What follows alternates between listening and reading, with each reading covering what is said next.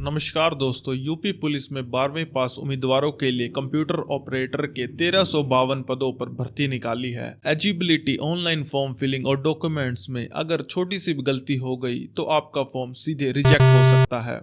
इसलिए वीडियो में मैं आपको ऑफिशियल नोटिफिकेशन के अनुसार शुरुआत से लेकर अंत तक का पूरा प्रोसेस समझाऊंगा, वो भी एकदम आसान और हिंदी भाषा में। तो वीडियो को आखिर तक जरूर देखिए और ऐसे ही भरोसेमंद सरकारी नौकरी से जुड़ी जानकारी के लिए हमारे चैनल सरकारी गाइड रजत को जरूर सब्सक्राइब कीजिए। UP police recruitment and promotion board की तरफ से कंप्यूटर ऑपरेटर ग्रेड ए की ऑफिशियल नोटिफिकेशन जारी कर दी गई है। यह भर्ती डायरेक्ट रिक्रूटमेंट है और फॉर्म ऑनलाइन भरे जाएंगे और सिलेक्शन रिटन बेस्ड एग्जाम होगा। अब हम बात कर लेते हैं वैकेंसीज की। इस भर्ती में कुल 1352 पोस्ट हैं, जिसमें जर्नल के लिए 545, ईडब्ल्यूएस के लिए 134, ओबीसी के लिए 364 और एससी के लिए 283 और एसटी के लिए 26 पोस्ट है। यानी कंप्यूटर ऑपरेटर ग्रेड ए के कुल मिलाकर 1352 पद हैं। अब बात कर लेते हैं कुछ इंपॉर्टेंट डेट्स की। आवेदन शुरू है 16 दिसंबर 2025 से और आवेदन की आखिरी तिथि है 15 जनवरी 2026। लास्ट डेट का वेट मत कीजिए, क्योंकि लास्ट डेट पर सर्वर का इशू रहता है, जिससे आपका फॉर्म छूट जाएगा और आप इस भर्ती से अवंचित रह सकते हैं। वन टाइम रजिस्ट्रेशन, दोस्तों यह सबसे जरूरी चीज है। वन टाइम रजिस्ट्रेशन यानी OTR। अगर आपने पहले से OTR नहीं किया है तो आप फॉर्म नहीं भर पाएंगे, तो इसलिए सबसे पहले हमें OTR करना होगा, यानी वन टाइम रजिस्ट्रेशन। दोस्तों अब हम बात करते हैं इस फॉर्म के फीस की। अगर आप जर्नल या OBC कैटेगरी से हैं तो आपको 500 रुपये देने होंगे। अगर आप SC या SC कैटेगरी से हैं तो आपको 400 रुपये देने होंगे।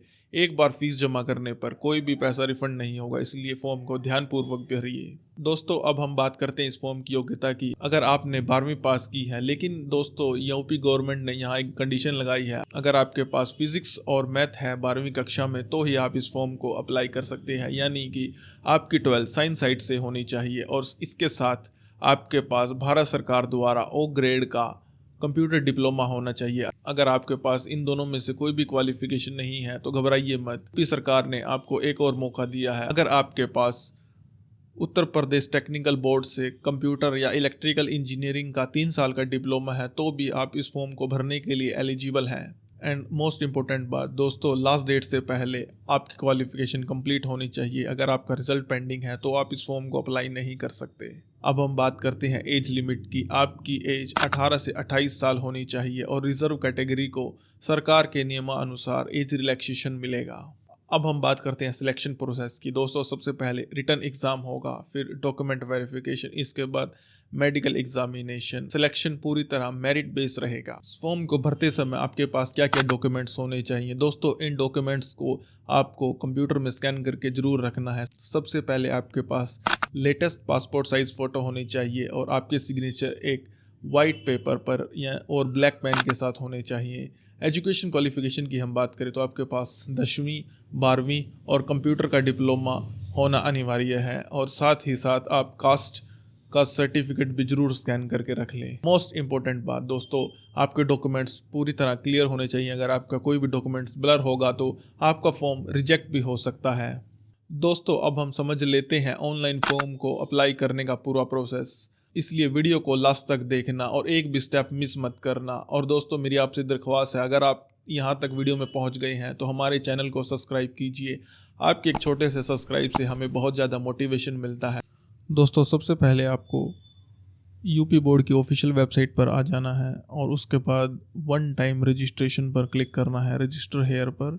यहाँ हम अपना ईमेल आईडी डालेंगे, जनरेट OTP पर क्लिक करेंगे। देखिए ये नोटिफिकेशन आ गया, यानी कि OTP हमारे ईमेल पर आ चुका है। यहाँ OTP डालेंगे, इसके बाद अपना मोबाइल नंबर डालना है। जनरेट OTP पर क्लिक करेंगे, अपने मोबाइल का OTP यहाँ डालेंगे, वेरीफाई एंड प्रोसीड पर क्लिक कर देंगे।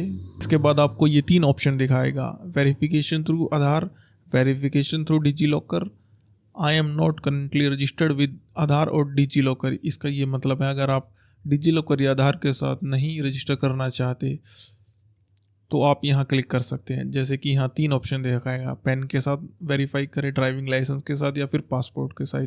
तो हमारे पास आधार कार्ड है तो हम आधार कार्ड के साथ वेरिफिकेशन करेंगे। यहाँ क्लिक करेंगे, I confirm I have complete 18 years of age. यहाँ क्लिक करके आधार पे क्लिक करेंगे। यहाँ अपना आधार कार्ड नंबर डालेंगे, जनरेट OTP पर क्लिक करेंगे।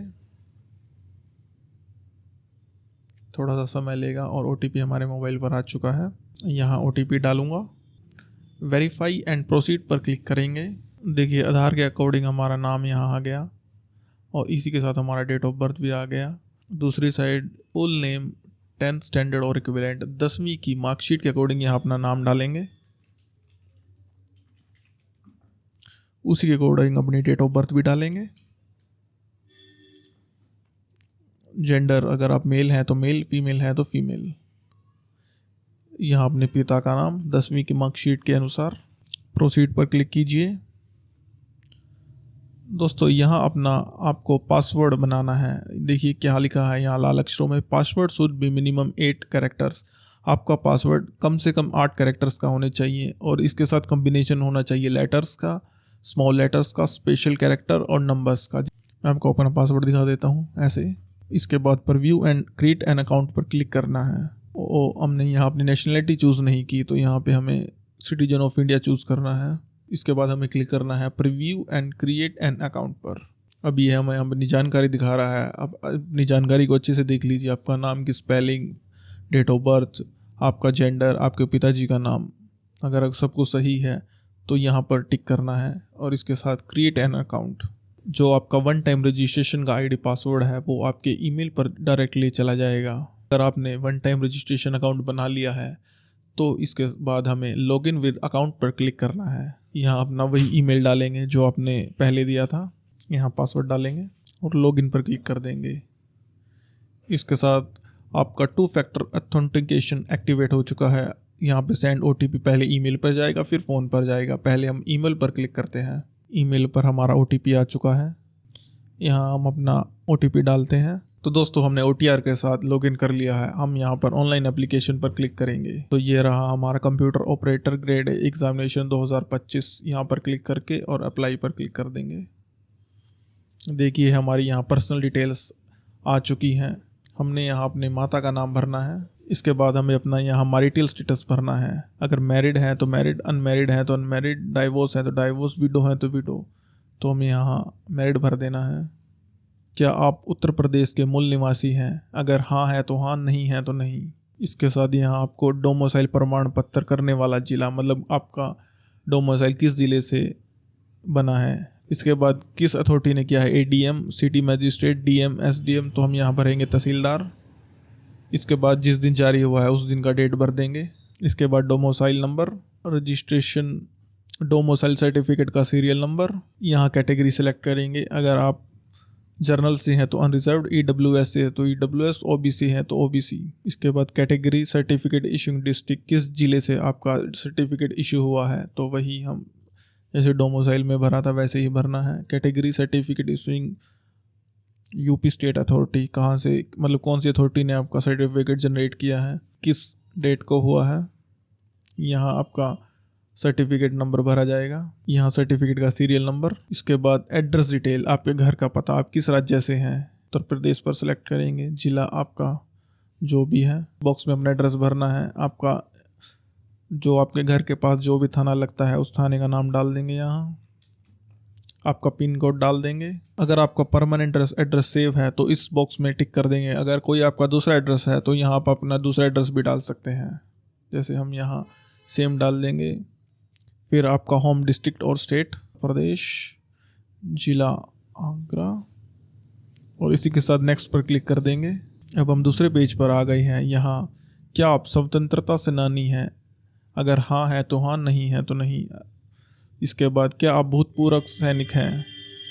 अगर हाँ है तो हाँ, नहीं तो नहीं। अगर आप UP गवर्नमेंट में काम कर रहे हैं तो हाँ है तो हाँ, नहीं है तो नहीं। इसके बाद हम सेव पर क्लिक करेंगे, आपका डाटा सेव हो जाएगा और उसके बाद नेक्स्ट पर क्लिक करेंगे। दोस्तों अब हमें यहाँ अपनी मार्कशीट अपलोड करनी है। जैसे कि ये लिखा हुआ है intermediate with physics and mathematics और O लेवल का कंप्यूटर डिप्लोमा। हमें यहाँ अपनी 10वीं क्लास का सारा डाटा भरना है। सबसे पहले कौन से बोर्ड से की है भरेंगे, यहाँ को अपना बोर्ड भरना है, किस डेट में आपने पास की है वो डेट भरी जाएगी। यहाँ पर आपका रोल नंबर भरा जाएगा, आपका सर्टिफिकेट नंबर, यहाँ ऐड पर क्लिक करेंगे। इसके बाद intermediate with physics and mathematics पर क्लिक करेंगे। यहाँ आपको अपना 12वीं कक्षा का सारा बायोडेटा भरना है, ऐड पर क्लिक कर दीजिए। इसके बाद आपको यहाँ अपना कंप्यूटर डिप्लोमा भरना है, किस सब्जेक्ट में आपने किया है। हमारे पास advance diploma in computer programming है 1 साल का। इसी के साथ हम नेक्स्ट पर क्लिक करेंगे। एजुकेशन क्वालिफिकेशन का पेज खुल गया है। यहाँ आपको जाति प्रमाण पत्र अपलोड करना है, अपलोड पर क्लिक करेंगे। ध्यान रखिए दोस्तों, आपका डॉक्यूमेंट 1 MB तक होना चाहिए मैक्सिमम, और PDF में होना चाहिए, ना तो JPG चलेगी ना कोई दूसरा फॉर्मेट चलेगा। तो ब्राउज पर क्लिक करेंगे, जिस भी ड्राइव में आपको डॉक्यूमेंट सेव है उस ड्राइव को ओपन कर लीजिए। तो देखिए दोस्तों, सक्सेसफुली हमने सारे डॉक्यूमेंट्स अपलोड कर दिए हैं अपने, आप देख सकते हैं। अगर आपको अपना डॉक्यूमेंट देखना है तो यहाँ व्यू, अगर आपने गलती से कोई भी डॉक्यूमेंट अपलोड कर दिया है तो यहाँ से आप रिमूव करके दोबारा से अपलोड कर सकते हैं। अपलोड योर लाइव फोटोग्राफ और अपलोड योर स्कैन सिग्नेचर। तो यहाँ कुछ इंस्ट्रक्शंस दिए हुए हैं, मतलब ये कह रहे हैं कोई टोपी वगैरह या फिर कोई चश्मा नहीं पहना होना चाहिए। तो आप इंस्ट्रक्शंस को पढ़ लीजिए, इसके अनुसार आप अपना फोटोग्राफ अपलोड कर सकते हैं। यहाँ कैप्चर लाइव इमेज पर क्लिक करेंगे। इसके बाद जो ये सर्कल दिया हुआ है, इस सर्कल के अनुसार हमें अपने कैमरे को फिट करना है। एक बार आंख झपकानी है और कैप्चर पर क्लिक कर देना है, तो आपकी फ़ोटो डायरेक्टली कैप्चर हो जाएगी। यहाँ आपको अपना सिग्नेचर अपलोड करना है, जैसे कि मैंने शुरुआत में बताया था। आपको ब्लैक पेन के साथ अपना साइन करके और यहाँ पर अपलोड कर देना है। और ध्यान रखिए दोस्तों, आपका जो है 20 KB से कम का सिग्नेचर होना चाहिए। अब जैसे हम सिग्नेचर को रिसाइज करने के लिए मैं एक सॉफ्टवेयर का यूज़ करता हूँ जिसका नाम है रियोट। ये ओपन हो गया, जहाँ हमारी फाइल सेव है ये हमें वहाँ ले जाएगा। हम सक्सेसफुली अपना सिग्नेचर अपलोड कर चुके हैं। इसी के साथ हमें नेक्स्ट पर क्लिक करना है। तो दोस्तों, हमने सक्सेसफुली अपना फोटो और सिग्नेचर अपलोड कर लिया है। यहाँ एक ऑप्शन है, क्या आपने ट्यूटोरियल आर्मी में न्यूनतम 2 वर्षों तक सेवा की है? नहीं। क्या आप NCC कैडेट हैं? अगर आपके पास NCC का सर्टिफिकेट है तो आप यस कर सकते हैं, अदरवाइज आप नो कर सकते हैं। इसके बाद ये लास्ट ऑप्शन है, क्या आपने केंद्र सरकार या राज्य सरकार द्वारा मान्यता प्राप्त किसी संस्थान में कंप्यूटर हार्डवेयर या कंप्यूटर नेटवर्किंग का पाठ्यक्रम सफलतापूर्वक किया हो? तो हाँ है तो हाँ है, नहीं तो नहीं। तो मैं यहाँ नो करूँगा।